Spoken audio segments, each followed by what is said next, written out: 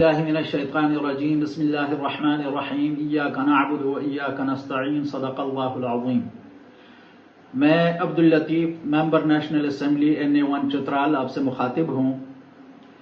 آج ATC اسلام آباد میں مجھ سمیت 11 PTI ورکرز کو سزائیں سنائی گئیں۔ ایک ایسے جرم کی سزا دی گئی جس کا ہمارے فرشتوں کو بھی نہیں پتا۔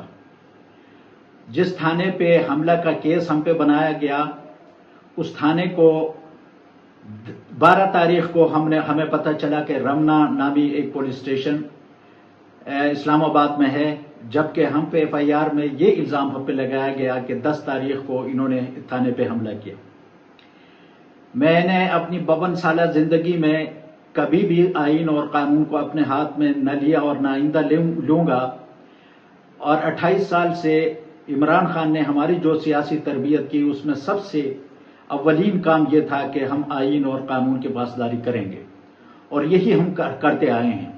لیکن مجھے لگتا ہے کہ 26ویں آئینی ترامیم کے دوران جب میرا ضمیر خریدنے کی کوشش کی گئی اور مجھے 2 ارب روپے کی پیشکش کی گئی جسے میں نے ٹھکرا دیا، تو 47 گورنمنٹ نے یہ تہیہ کیا تھا کہ مجھ سمیت ایسے لوگوں کو ناحق سزا دلوائی جائے جنہوں نے ان کی ناانصافیوں کے راہ میں رکاوٹ بننے کی کوشش کی۔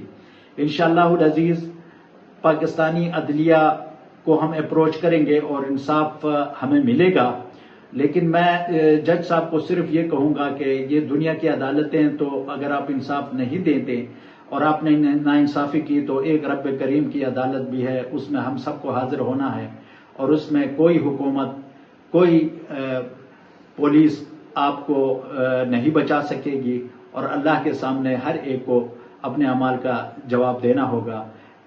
میں آخر میں تمام پاکستانیوں سے یہ کہنا چاہوں گا کہ ظلم اور بربریت کے خلاف اگر ہمیں سزائیں دلوائی جاتی ہیں تو یہ بھی ہمارے اس جدوجہد کے حصے میں، جہاد کے حصے میں آتا ہے۔